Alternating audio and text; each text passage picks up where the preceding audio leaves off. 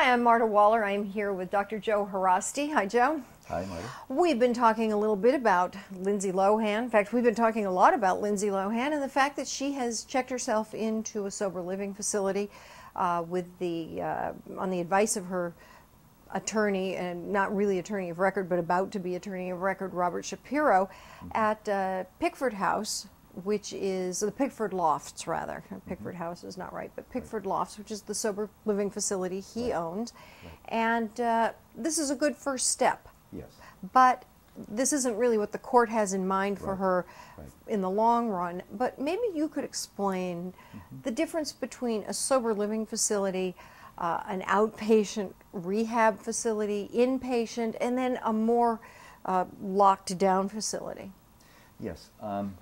Well, sober living is usually reserved for someone who's already been through either an inpatient or an outpatient program where they have been successfully detoxed from whatever drug they were using, whether it be alcohol, opioids such as morphine, heroin, or sedative hypnotics such as the benzodiazepines, alcohol, and any number of other drugs, psychostimulants, and so forth. So this is for people who have completed their detox, who've started their rehab, who have completed at least the first 3 steps of the 12-step program, where they've acknowledged or admitted that they are powerless over their addiction, and where they have begun to work the steps. And the first 3 is thought to be the most important, that you should complete either in an intensive inpatient program or an intensive outpatient program. And then this is followed by sober living, which can go on anywhere from a few months to a year or even longer if a person feels that they need that kind of structure and support to maintain sobriety. Let me ask you a question. You know, I don't want to interrupt you, but it occurred to me that you and I had discussed the fact that Lindsey Lohan clearly has an issue with drugs and alcohol. She has active prescriptions for Dilaudid, Adderall, a couple of other things that we've seen, and has been taking them to defeat her scram bracelet. Yes. So would it be possible that she could be in this facility and receiving treatment by an MD to detox herself before she goes to jail, as you and I had discussed might be a good idea, before they drop her off at a county facility and say, oh, by the way, you don't get any more medication? Yes, absolutely. If she were visited by a psychiatrist or an addictionologist while she's in this sober living facility, she could be successfully detoxed from whatever drug she's on. And again, of the things that she's taking currently that I understand is Ambien, Dilaudid, and Adderall. Now, Dilaudid is the most difficult thing to detox from. Dilaudid is a very, very powerful opioid agent, very similar to morphine.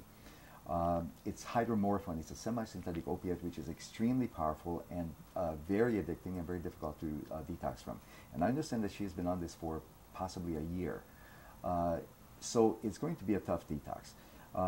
But it could be done in this type of a setting, provided she had a doctor who would come visit her on a regular basis and would kind of observe her carefully, watch her, and wean her off. Because if she has to go to jail, it's going to be very difficult for her. Then she would literally have to kick the habit. Now, opioid detox is not life-threatening, so it could be done that way. You know, you can throw someone in a jail cell and they will detox. It's not going to kill them, but it is extremely painful and extremely difficult, and the person goes through the agonies of hell if it's done in a jail cell without any type of a medical way of trying to overcome some of the difficulties.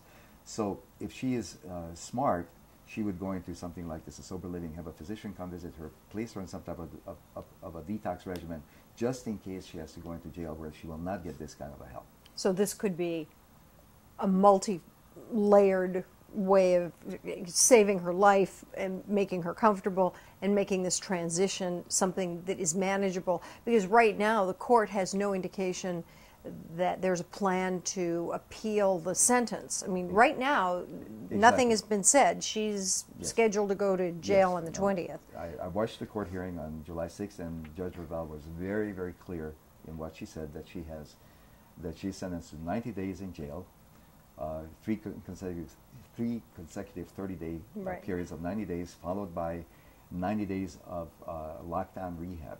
She's very clear on this, and unless there can be a compelling argument made by her new attorney who most likely will be Robert Shapiro, she will have to follow through with that without any appeal, because the judge has that power. This is not an appealable thing. The judge may change her mind at the hearing on the 20th if Robert Shapiro is able to come up with a very compelling argument, and if Lindsey, by her demeanor, shows that she is different from the hearing that took place on July the 6th.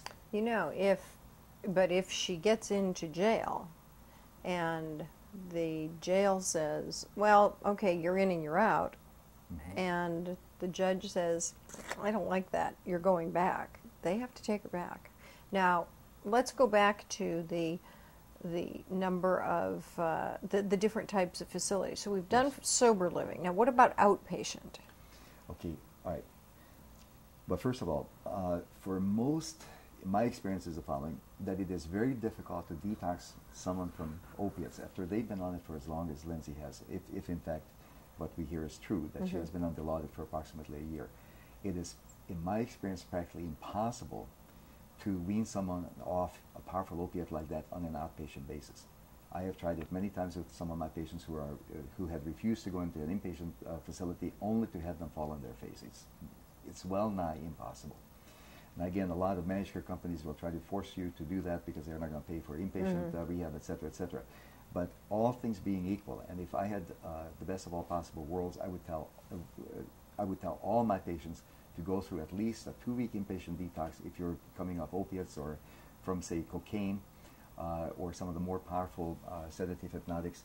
At least 2 weeks inpatient, followed by at least 2 to 4 weeks outpatient, intensive outpatient, where you go 5 days a week, 6 hours a day minimum, and then you immerse yourself into 12 steps, 90 meetings in 90 days. Okay, so, but she could conceivably do this in this short amount of time, enough to get herself, because she's not going anywhere, right, and then get into court. Yes, get into jail. She could detox herself. As long as she doesn't have access to anything. Exactly, and I think her family and Mr. Shapiro very wisely suggested that she go into this outpatient rehab, where first of all they can keep an eye on her. She's not going to be left alone, because as we had said before, we were very concerned about her tendency to harm herself possibly, because she could be very frightened, and most likely she is very frightened about the idea of going to jail. No one likes that, and especially someone who is so fragile and so childlike and immature as Lindsey. Lindsey's a beautiful person, a wonderful actress, but she is extremely immature. She really is like a woman child. She has all the appearance of an adult woman, but in fact she's a child. A little girl. A little girl. So now the next, in the last minute or and a half we have, so the next level then would be a lockdown facility. The next level would be a lockdown facility, which if, say, Judge Revel would agree to forego the jail, and in lieu of jail, she would go to a rehab facility which would be locked down just like jail, except that she would receive active treatment, and it would not be the structure and regimen of a jail cell and all the attendant problems, but rather where the counselors and other members of other residents are all trying to detox and are going through the same process together.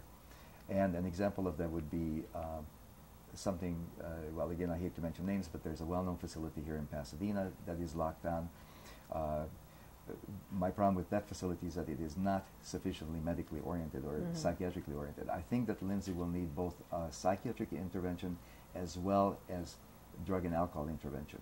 It will not be enough just to take a very heavy-handed, no-nonsense chemical dependency approach, because that will only scratch the surface of her problems. She will need very intensive intervention for both her emotional and psychiatric problems as well as her chemical dependency. But the drug is the most important. That's the one that has to be addressed first.